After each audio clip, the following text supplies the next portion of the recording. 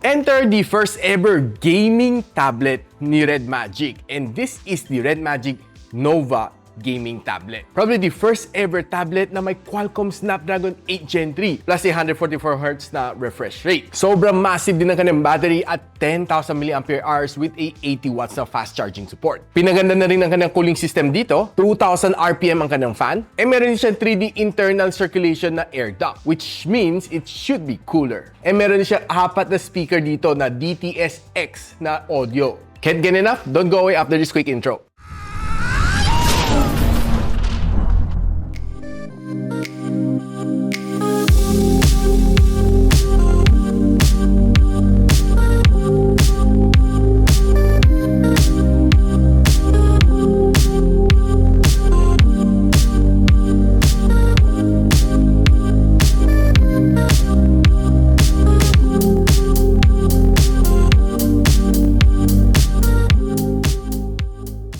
So itong Redmagic Nova, the gaming tablet na may 12256 na configuration would come at a price of $499, which translates to around mga 23,000 pesos. Wala pang shipping and taxes. And ang kanang higher variant na 16512 would come at a price point of $649, which translates to 30,000 pesos without shipping and taxes. More details on the description box below.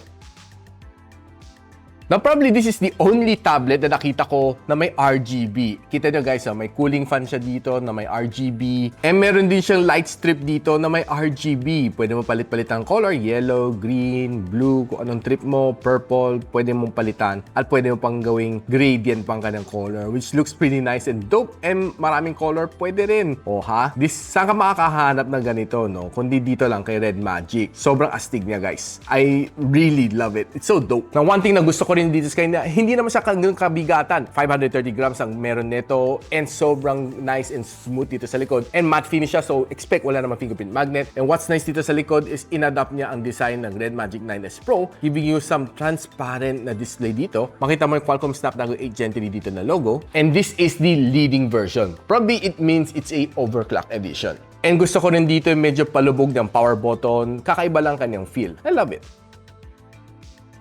Now guys, this one is probably the first ever tablet na may Qualcomm Snapdragon 8 Gen 3. So sobrang powerful niya. I'm just wondering kung bakit 1.78 million points lang nakuha na sa AnTuTu benchmark. But based sa kay Redmagic, this should be getting a 2.3 million points. I did this 3 times and same result pa rin. Halos di nagkakalayo from isa't isa. And this is the highest that I got. And this is the breakdown score na nakuha natin. 5,500 loop score na dito sa Wildlife Extreme and it got a 90% na stability. Solid. Ito ang score na nakuha natin dito sa CPU benchmarking, sa Geekbench. And ito naman sa GPU benchmark. Looking good naman dito sa kanyang thermals and it throttled to 88% ng kanyang best performance. Now, I told you this tablet has a massive na battery, 10,000 mAh. Can support up to 80 watts na fast charging. Imagine that, no? So, nung nag-charge ako netong tablet na ito, it took me around mga near 2 hours to complete the full charging cycle. Or a little bit above 2 hours kasi malaki ang kanyang battery. Now, kung ginagamit mo itong tablet na ito, normally, wala namang heavy gaming, kayang-kaya na magtagal ng 1 whole day. Pero kung nag-heavy gaming ka dito, like mga Genshin Impact, tansya ko mga 4 hours na siguro nag-charge ka na. And good news, meron tong bypass charging.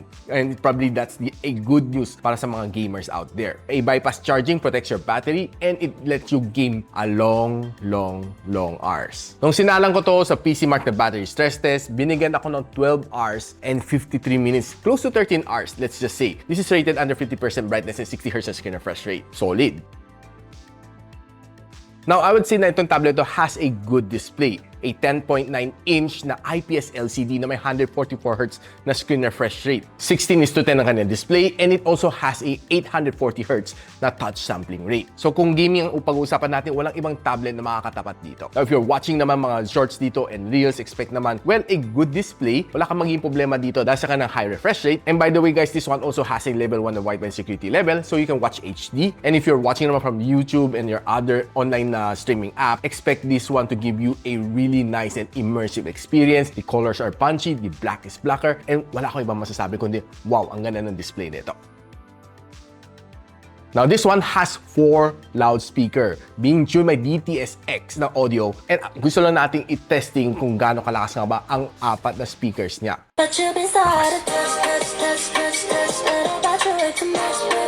Malakas yung kanyang audio, guaranteed.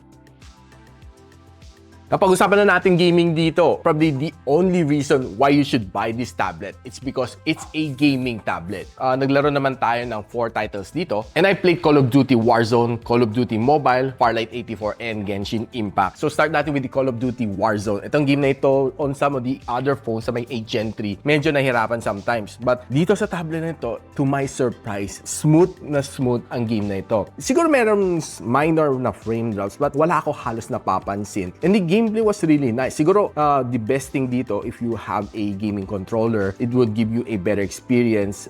Pwede ka mag-check sa mga like FlyDG Apex 4 or Apex 3 would give you a better experience. But overall, yung kanyang touch response dito, dahil mabilis ang kanyang touch sampling rate at 840, it was able to give me a really nice gaming experience dito sa Call of Duty Warzone. And I'm 100% sure na ang lakas din ng sounds nito while I'm gaming. I really enjoyed it. And pinakamainin na na-achieve na around 46 degrees Celsius. And nung nilaro natin sa Call of Duty Mobile, ito, maganda rin ang kanyang experience. Honestly, the gameplay was really good. And, well, alam na natin, sasagad natin ang graphical settings. And wala ka ma-feel na hiccups dito. And after playing several VR matches dito, and pinakamainit na na-achieve is around mga 44 degrees Celsius, which is quite a bit hot for Call of Duty Mobile. Pero mabilis naman siya nag-dissipate after. Now, pagdating naman sa Farlight 84, sinagad din natin. And throughout the gameplay, after playing for 1 hour, masasabi ko, okay, mabilis ang kanyang touch response. And what's nice naman dito sa kanya is that yung pag nag-zoom ka ng sniper, ang sarap kasi ang laki ng viewing point mo dito, which gives you a better chance of winning. Now,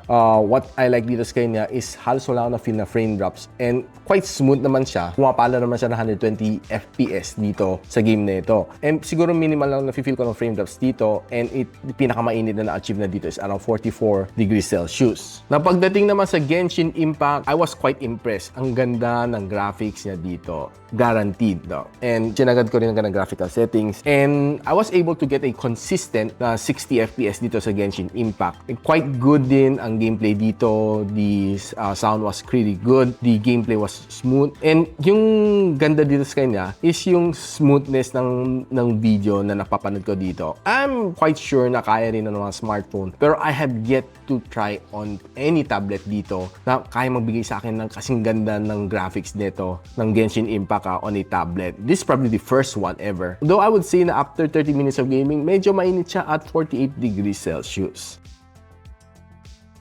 Now, pag-usapan natin quickly ang kanyang camera. This one has a 50MP na rear camera which can let you shoot up to 4K and 60. And ang kanyang front-facing camera is a 20MP which can let you shoot up to 1080 and 60. So right now, we'll just make a quick vlog dito using the front-facing camera. Let's just say nag-video conferencing ka, what would it look like? And by using the default audio, pakinggan lang natin. So guys, right now, I'm using the Redmagic Nova Gaming Tablet. And this is recorded using 1080p and 60 FPS using yung kanyang front-facing camera na 20MP.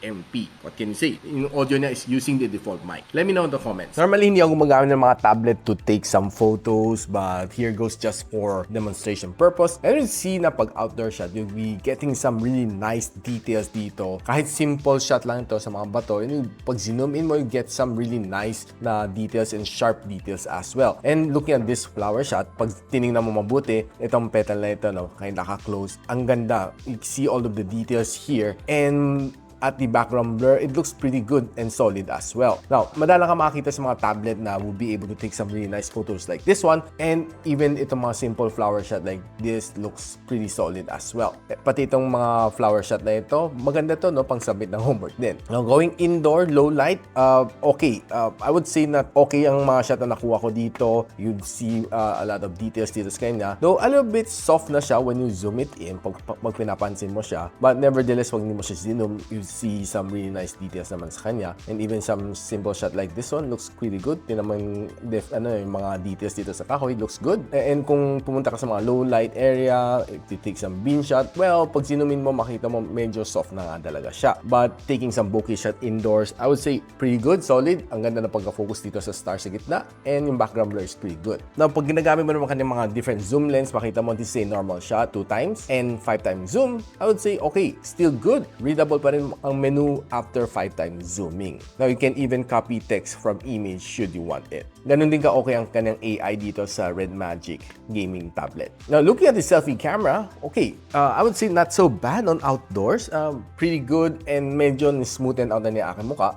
But I can say there's still a lot of details pa rin naman na iwan dito sa mukha ko. But when you go low light, well, medyo mapapansin mo mag-soften na siya ng konti. But hindi naman sobrang soft na halos wala ka na makikita details. It's still good, but medyo mas soft nga lang siya. Now, if you try to use the selfie camera for video, even though I don't really walk while using a tablet, but just for demonstration, makita mo, it's a little bit shaky, but normally you'll be using it for still video, like mga video conferencing. Now, equally said din dito, sa kanyang rear camera, to my surprise, medyo mas stable siya compared sa front-facing camera. The resolution is good, and I would say, yeah, you can use this for simple vlogging. Pwedeng-pwede to. Look at the details.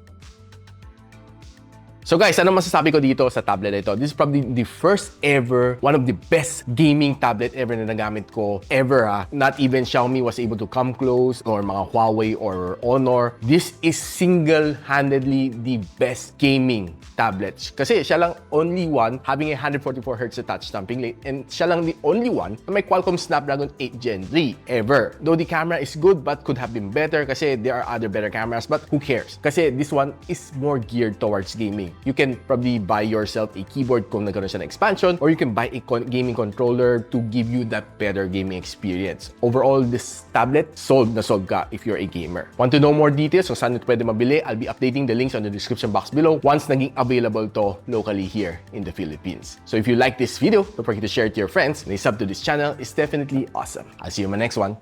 And so, ako para si Richmond, and you're watching Gadget Sidekick. What's up? Like and subscribe to my channel. Don't forget to hit that notification bell. For one of my latest uploads, click the dito. And for one of my popular uploads, click here.